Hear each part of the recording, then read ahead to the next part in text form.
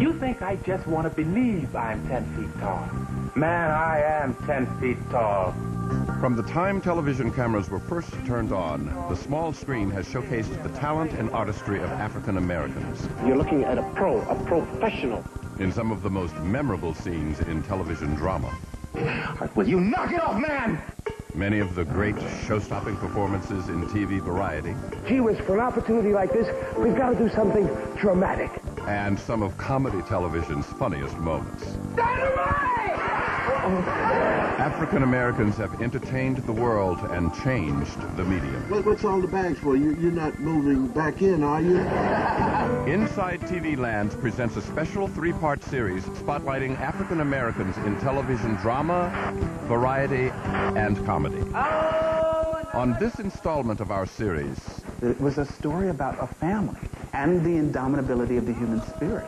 People do confuse me with Alex Haley, even today. For all the Jane Pittmans throughout our history. I see how far we really have come. I suggest you learn who you're talking to. Good day, counselor. I also see how far we need to go. All you have to do is write this as though I'm a rich, powerful white man. You need me, Crockett. When Vice happened, You think Clark McGable did this? it was much more than I had ever anticipated. Dr. Martin Luther King said to me, don't you know you're part of changing the face of television forever? We testify, and we glorify, and we bear witness for freedom. now Inside TV Land presents the plight, the progress, and the promise of African Americans in television drama.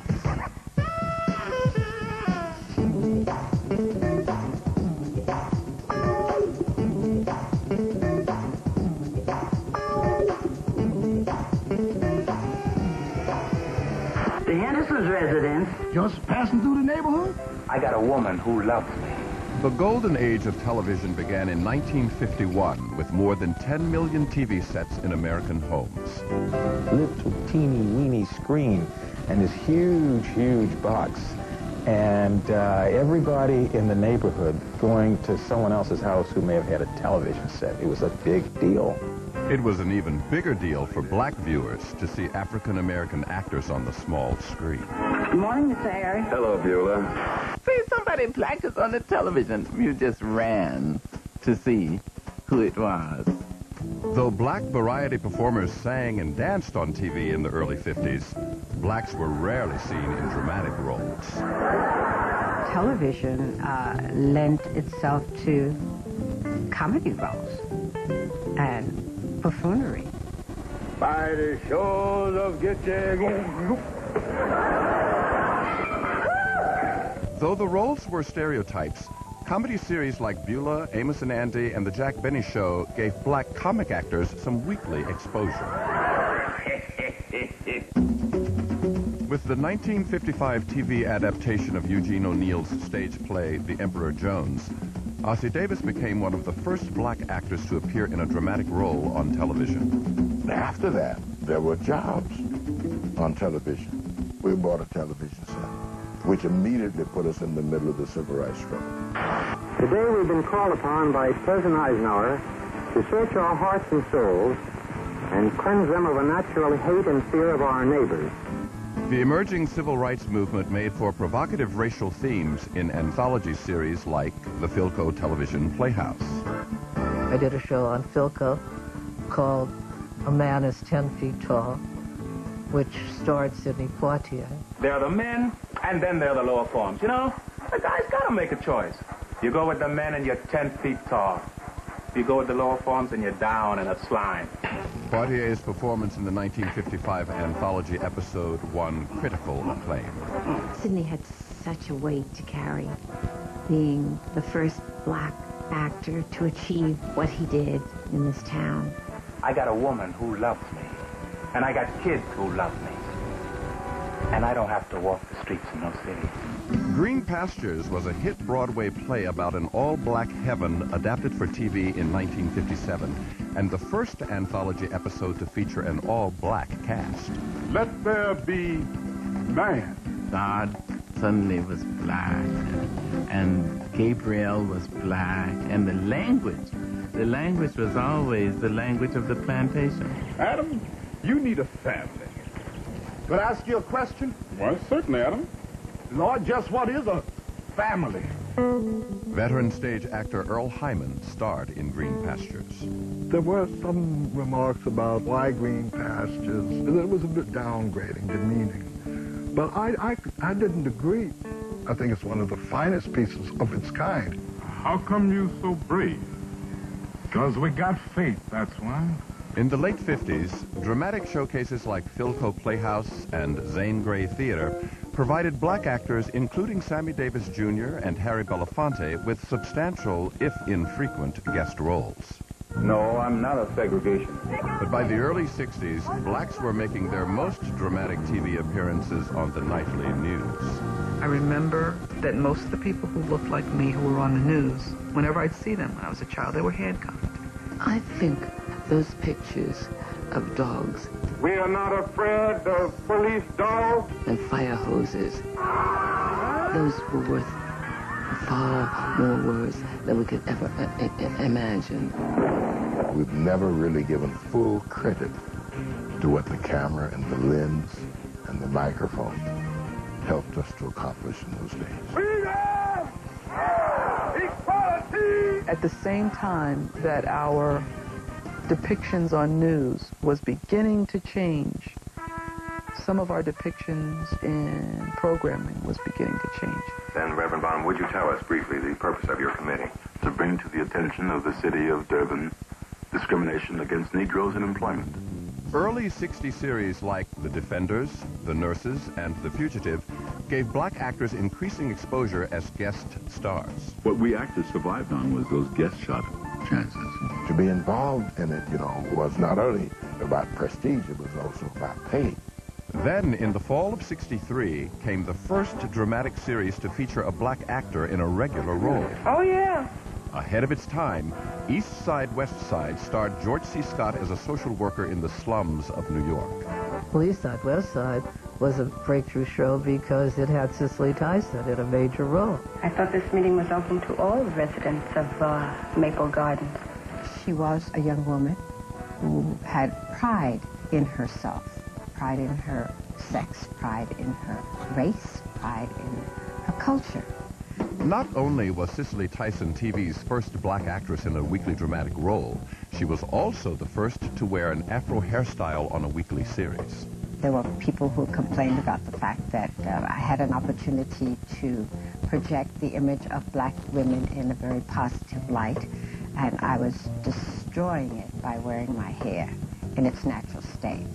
One shocking episode of East Side, West Side revealed the grim reality of urban poverty. Here's some.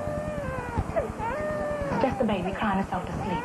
Diane Sands and I got to be the central characters in the drama about the family whose baby is killed by a rat in Harlem.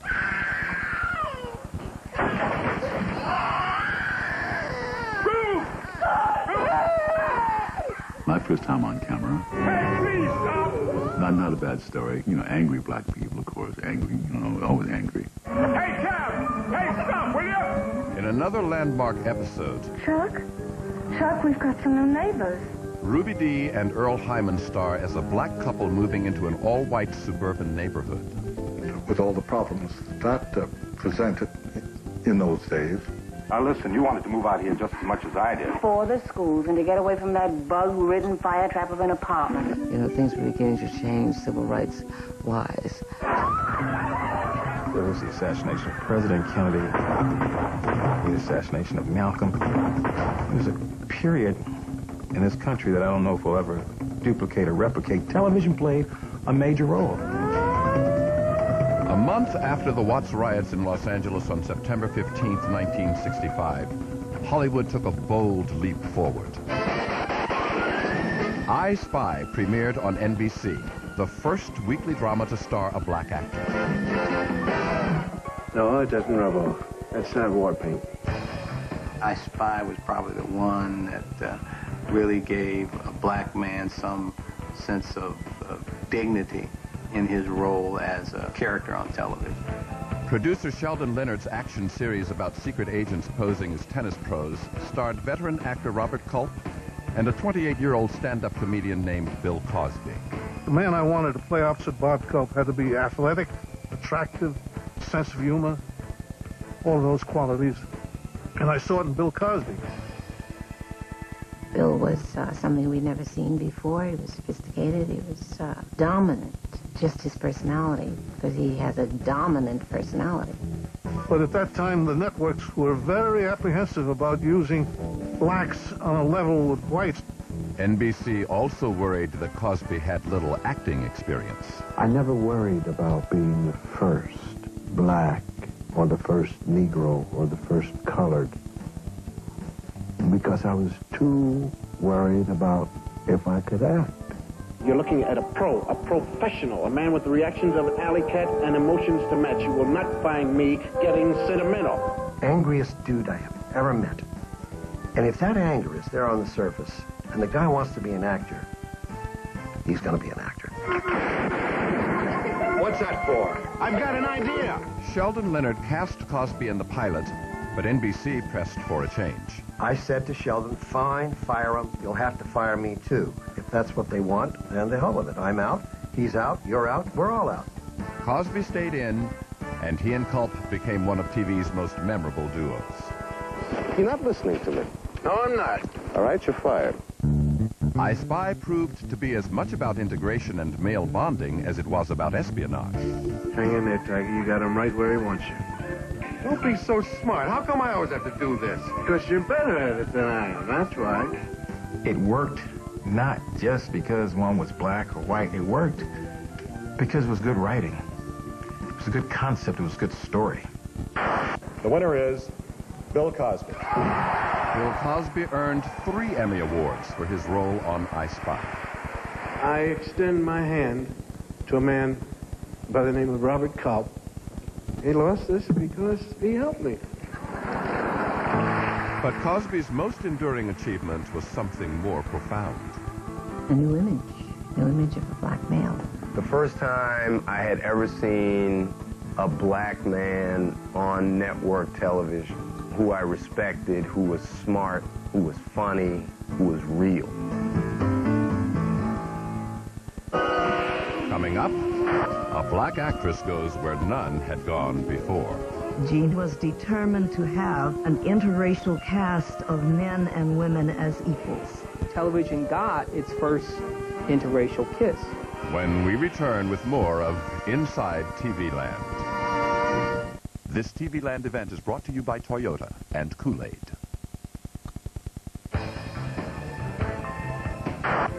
You're kidding. I gotta get her out, Cal. Bill Cosby's stunning debut on I Spy in 1965 opened the door for African Americans to star in dramatic television. These are the voyages of the starship Enterprise. The 1966 TV season proved to be a watershed for black actors in dramatic roles. 1966, 3 seasons after East Side, West Side, was sometimes referred to as the year of the new Negro. Joining Star Trek on the primetime schedule were Doctari and Mission Impossible starring Greg Morris. There were these 3 shows that came on with black characters. These were white series, black characters, you know, in significant roles. Gene Roddenberry's Star Trek began its incredible voyage with an interracial cast and later TV's first interracial kiss. Actually, it was written for a scene between Mr. Spock and Uhura. Quite possible. And logical. And Shatner said, wait a minute. If anybody's going to get to kiss Uhura, it's going to be me. Concerned that Southern stations might object to the scene, the network insisted it be filmed with and without the kiss. William Shatner pretended to go along with the program. And he takes me in his arm, bends over me, you know, like this. And he looks up into the camera and crosses his eyes. Shatner's sabotage helped to ensure that the show aired with the historic kiss.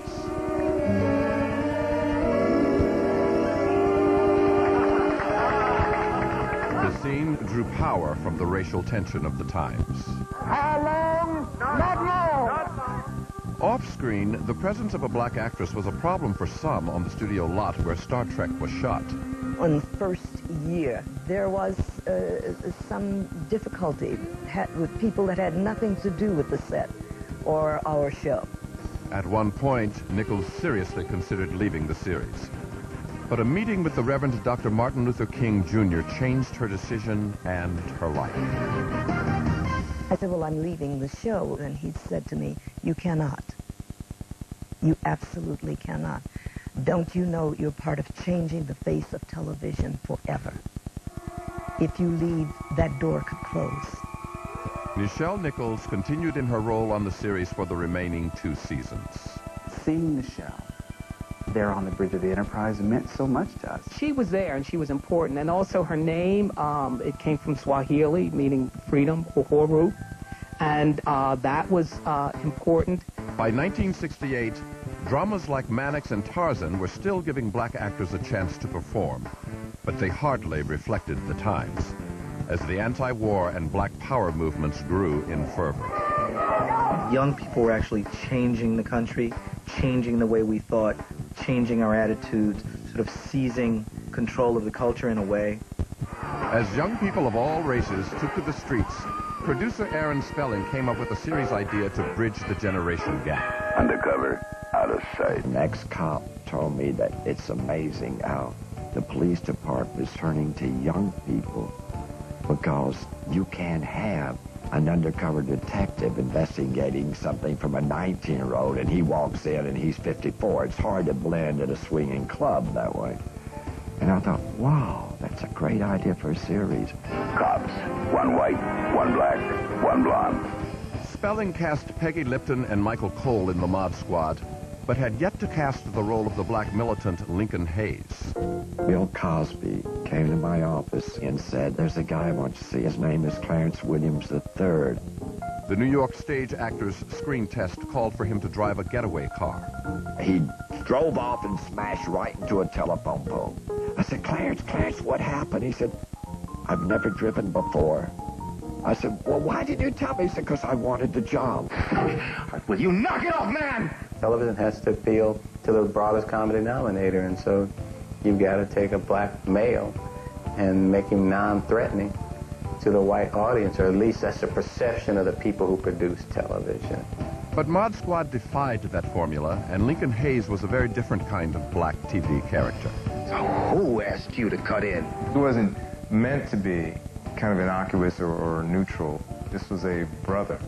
You read me? Solid, Captain. Lincoln Hayes was very, very good to me. And if you play a character on television for a 5-year period, you're called by that character name every day. Clarence was the epitome of cool. I mean, he was the man. You know, he's an icon. Thanks to Mod Squad's loyal young fan base, the series nearly cracked the top 10 in the Nielsen ratings during its 3rd season in 1971. Gail Sayers. Yeah. Hey, Brian Piccolo. Mod Squad's theme of racial brotherhood was echoed in the 1971 made-for-TV movie Brian's Song. Billy D. Williams and James Caan starred in the true story of Chicago Bears football players Gail Sayers and Brian Piccolo. Come on, sing it in here! I'd like to say a few words about a guy I know, a friend of mine. His name is Brian Piccolo. I love Brian Piccolo. And I'd like all of you to love him, too. Brian's Song won 5 Emmys. By the mid-70s, TV movies were becoming a commercial success for the networks, giving black actors new opportunities in dramatic roles. Coming up, the miniseries that became the first black TV blockbuster. What Roots did for the world was make them look into themselves. I felt like all what my great-grandmother and great-great-grandmother and before them had gone through. When we return with more of Inside TV Land. You're watching Inside TV Land, African Americans in Television Drama. Stay tuned. On January 31st, 1974, Cicely Tyson starred in what critic Pauline Kael called quite possibly the finest movie ever made for American television. The autobiography of Jane Pittman was a woman who lived to be 110 and was a slave and was the first African-American to drink. water out of a whites-only water fountain. It's got to be one of the most memorable scenes ever put on film anywhere. When I was told that the role was mine, I was paralyzed for about 3 days. I could not move. I literally could not get out of bed because I suddenly realized what a monumental task this was going to be. Where to start, where to start? The film earned 9 Emmy Awards, including Best Actress honors for Tyson. For all the Jane Pittmans throughout our history, thank you. The autobiography of Miss Jane Pittman paved the way for one of the most important events in TV history. In the last week of January 1977, black and white viewers across the nation united for 8 evenings to watch a TV show unlike anything ever seen on the small screen. Roots, of course, was path-breaking in so many different ways. First, in the story that it told, which had never been told on TV, and the length it took to tell that story. Roots was probably the single greatest television event that I can recall in my adult life. It seems to have touched a public pulse, a human pulse, the common denominator in us all. Roots was adapted from author Alex Haley's epic story of his family's generational journey from enslavement to freedom. It really tells a very familiar story, that of slavery. But what is important is that for the first time, it tells that story from the slave's point of view. Actress Ruby Dee was so inspired by Haley's novel that she pitched it as a TV movie to producer David Wolper. I put Alex Haley and David together, and they both give me credit sort of like for being the godmother of the project. Well, Alex Haley comes out to California. We have a little luncheon, myself and some of the people in my company, and in about 10 minutes, he's got the table. We're sitting. The table is won over. ABC shared Wolper's enthusiasm for Roots as a miniseries. It was in development as a 4-hour show every other week. The man in charge of the miniseries and movie department, Brandon Stoddard, would come in and say, hey, we need another 2 hours. And it ballooned from 4 hours to 12 hours. African-American director Gilbert Moses was among those hired to helm the series, and award-winning composer Quincy Jones put Roots to music. I've been through just hundreds of different tribes and different kinds of music, doing research on it. And it was something like nobody ever seen before. Wolper's next challenge was to assemble an all-star cast. Well, it wasn't easy to get Afro-American actors to participate. A lot of us thought that we were going back into a time that we wanted to ignore. But when the success of it began to be rumored, then there were no problems at all. Roots attracted a who's who of black dramatic talent, but the leading role of Kunta Kinte went to USC theater student LeVar Burton. LeVar Burton was as innocent as the character he played. There was something about LeVar that was likable, and the minute you saw him, something about him was magical. I felt like I had been preparing all of my life to play that part.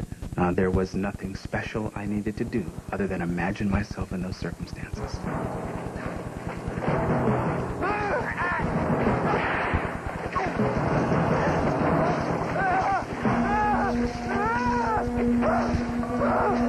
The chain went on Kunta's wrists, and the sort of the jumping and the flailing in the sand. And I think we were able to communicate in that sequence the absolute anguish of this free spirit, this free entity, literally being dragged down to earth.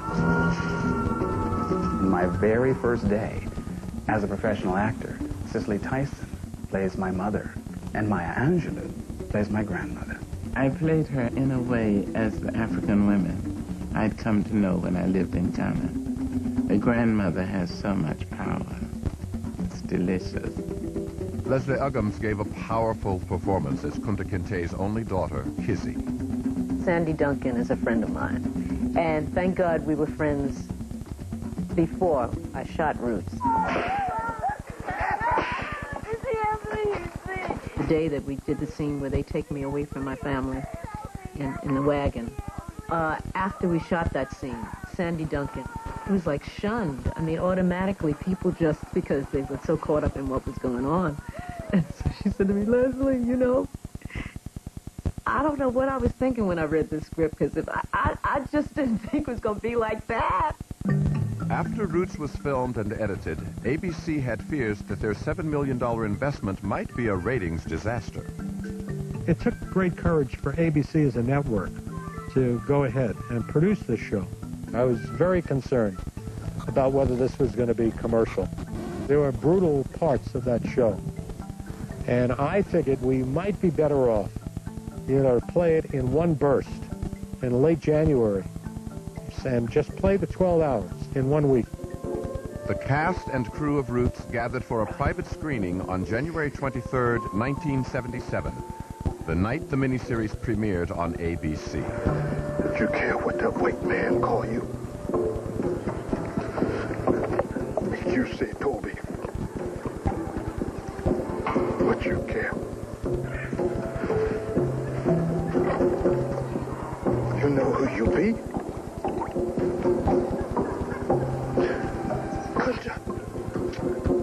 That's who you always be. When the lights went on in that theater, I will never forget it. Kentucky Tea. You could hear a hair strand hit the floor.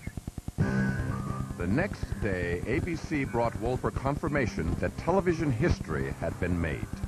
I got a call. Dave? Yes? We had a hell of a night, he said. We did 49 share. I don't believe we did a 49 share.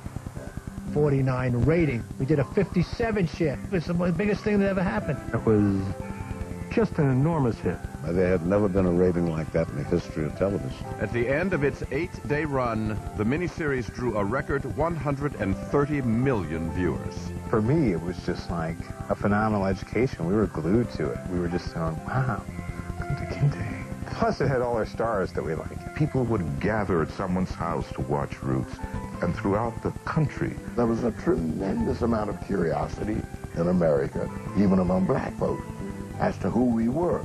Roots helped supply America with a truer definition of who black people were than any other work that had come along.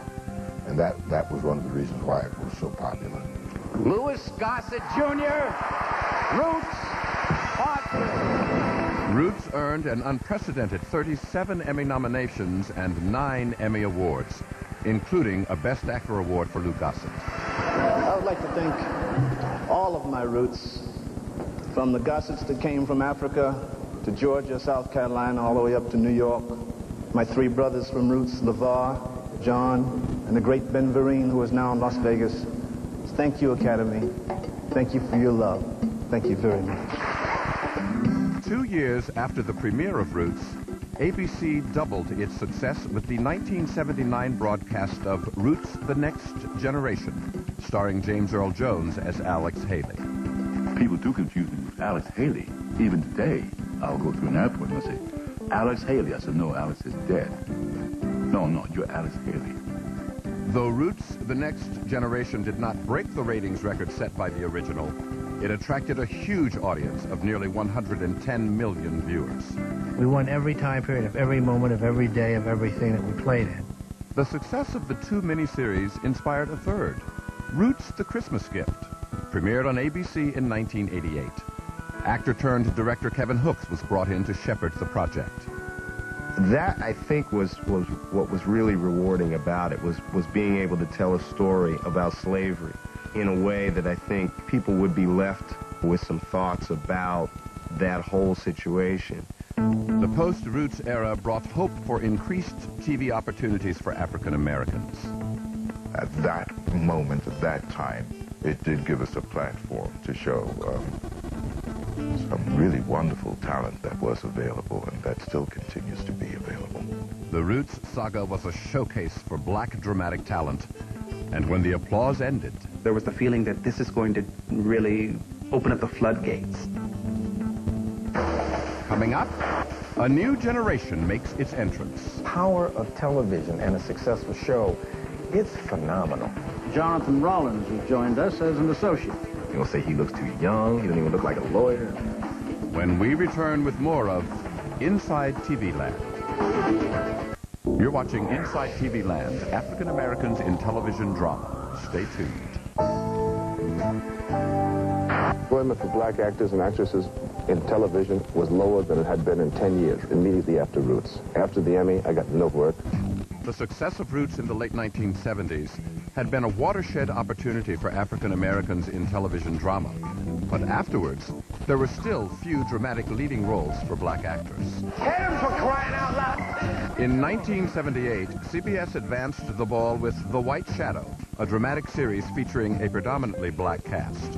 I'm going to be leaning on you guys, and I'll be behind you every step of the way. All right. Yeah. Like a white shadow. I think The White Shadow was a breakthrough television show. The first time I had seen African Americans on television in a dramatic context every week. One of the things that we tried to fight for was to make sure that we did have realistic portrayals of young black high school ball players. Now, we're up by 3. I don't want anybody getting sloppy. Shoot, we could go out there and dance. Wouldn't make a difference. Friends from college used to call up and say, wow, man, you guys sound so real. It was different for television. Listen, man, I didn't know that. I'm only going to tell it to you once. It was very sort of on the edge of what television was doing at that time for a high school show. After Stephen Bochco earned his stripes as a writer on The White Shadow, CBS recruited him to develop a dramatic series of his own. When you go to them and you say, I want to do this police drama starring James Earl Jones, he would say no more. You know? Paris premiered in 1979, and James Earl Jones became one of the first black actors to star in his own drama series. The original concept is that Paris was a college professor. He taught criminology and also was a police captain. Jim wanted to do much more of a traditional run and jump and shoot 'em up law enforcement show. I was hoping he'd be moonlighting as a cop. We get some stories, at least, of him approaching the science of crime solving. It never happened. Paris was canceled after only 10 episodes, 1 year before the debut of Bochco's landmark cop series, Hill Street Blues. What Michael Kozel and I wanted to create was an inner city police drama. And if you were going to do it realistically, you had to be reflective of the ethnic makeup of the inner city. Hill Street Blues featured many roles for black actors as regular characters and guest stars. Other ensemble series took up the mantle and continued to feature black actors in prominent roles. Good God, Alexis. Is this vendetta really that important to you?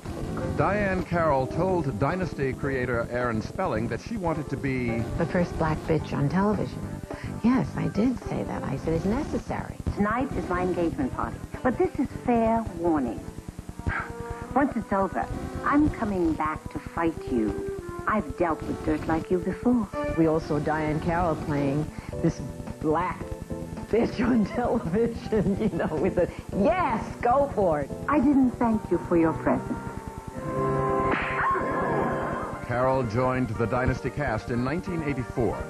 That same year, another black actor made a bold breakthrough in a starring role. Tubbs. My friends call me Raphael.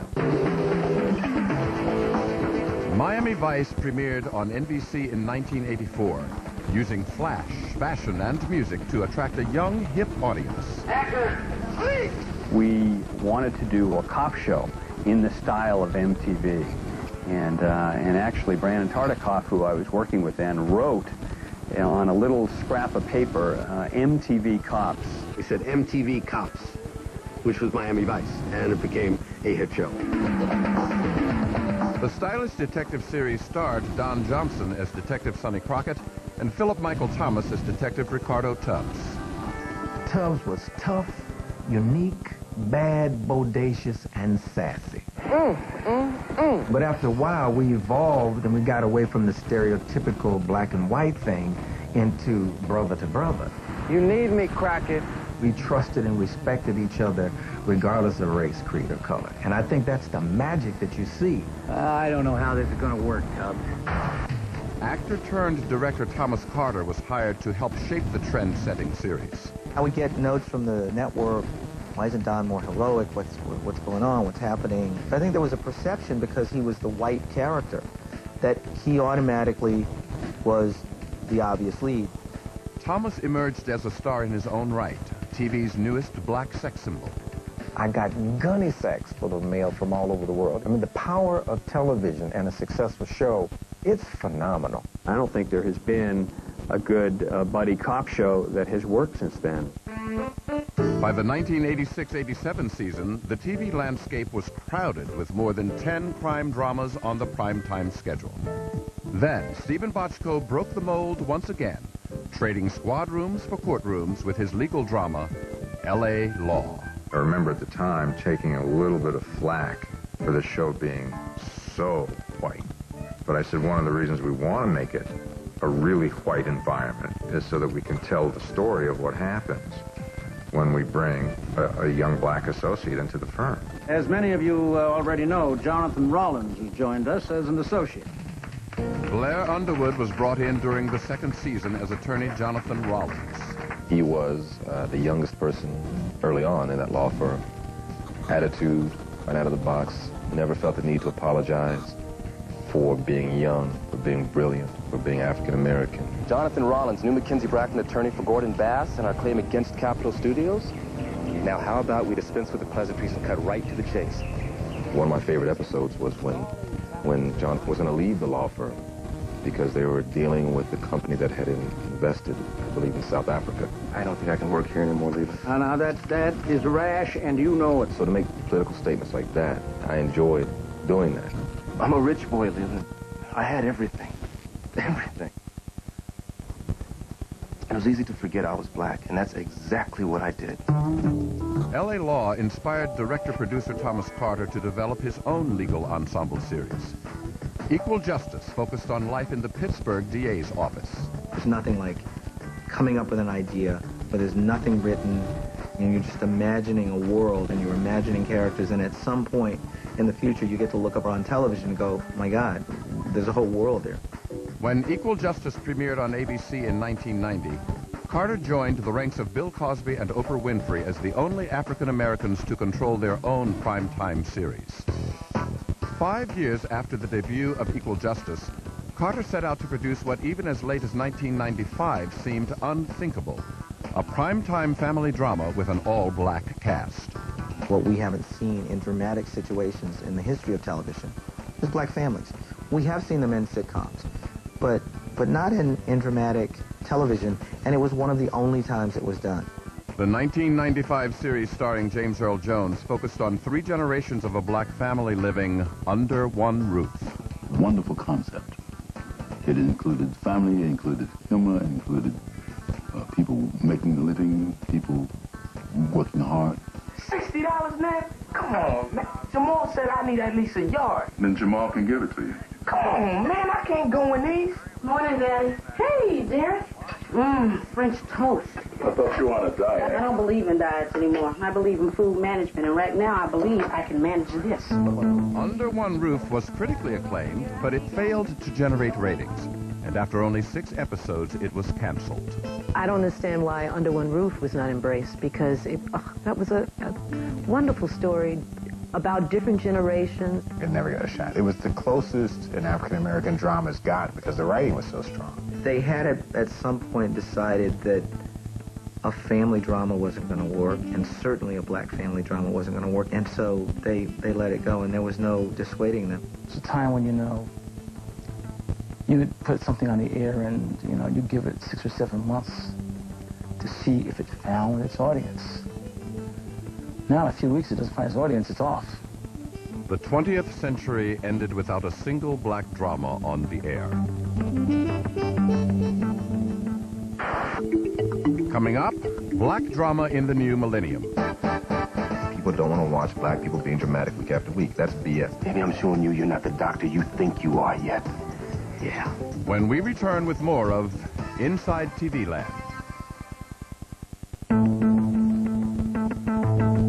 When Americans tune in this fall and sit down to watch the new prime time television shows, they will see a virtual whitewash in programming. As the new millennium approached, CBS programming chief Les Moonves believed that the 21st century offered new hope for black dramas. I wanted to do a show where the African Americans were represented in all phases. We bought the show initially primarily because of Stephen Bochco. Proven dramatic showrunner Stephen Bochco and Emmy-winning director Paris Barkley developed City of Angels.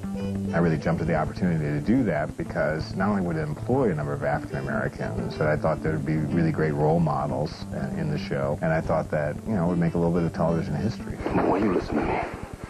If what I saw today was about a young doctor who cares more about hurting a colleague than saving a patient, I got no room for that at my hospital. Leading the ensemble cast was L.A. Law alum Blair Underwood.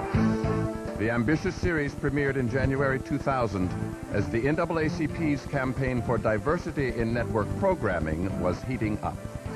All of this diversity talk happened, and City of Angels became the poster child for diversity.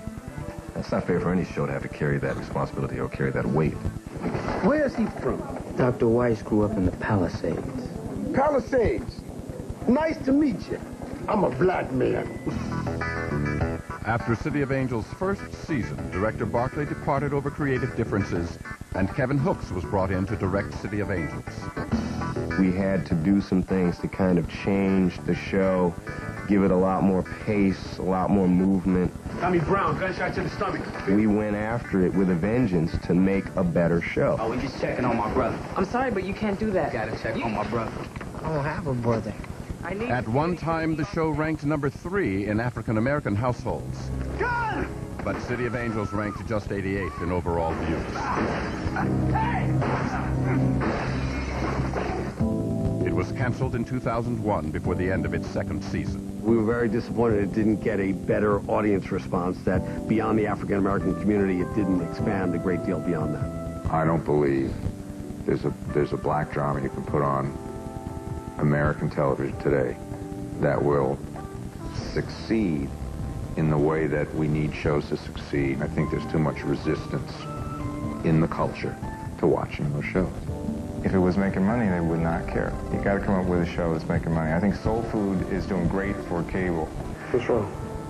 Showtime's Soul Food premiered June 28, 2000, and became the only black TV drama to survive a second season. I didn't need a partner. You have this family, 3 sisters, 2 husbands, some children. What would you do? And so from there, I had complete freedom to take them in any direction I wanted to. We're all going through it. Don't start attacking each other. No, it's okay, Bert. You'd rather attack me than hear the truth in what I'm saying. It's a wonderful show. It's a real family. It's real dialogue, real situations. And probably never would have happened on regular network television. And that's the sad thing about it. Mr. Grant. One of the beauties of cable, you can do what they call niche programming that's designed consistently and constantly to be emotionally engaging to your target audience. How many African-American partners are employed here at Green Norris? None. Women? None. You're so sure of yourself that you didn't have a contingency plan? In the new millennium, several ensemble series have and will continue to feature black actors and actresses in prominent roles. What we're doing here at NBC is we have decided that the model that works best for us is ensemble. Take The West Wing, take ER, take Third Watch.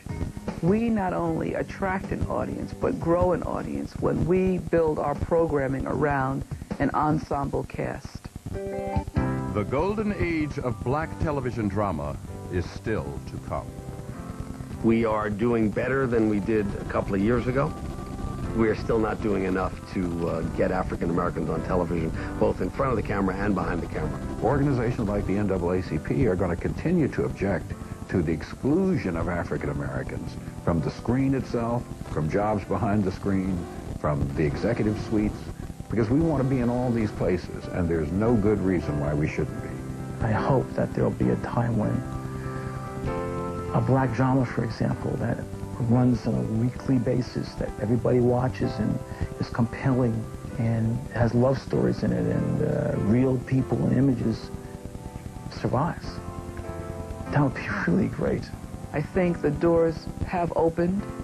They're opening more. Frankly, my goal is to throw the doors wide open. Just blow them open. As Dr. King said, once that door is open, it can't shut again.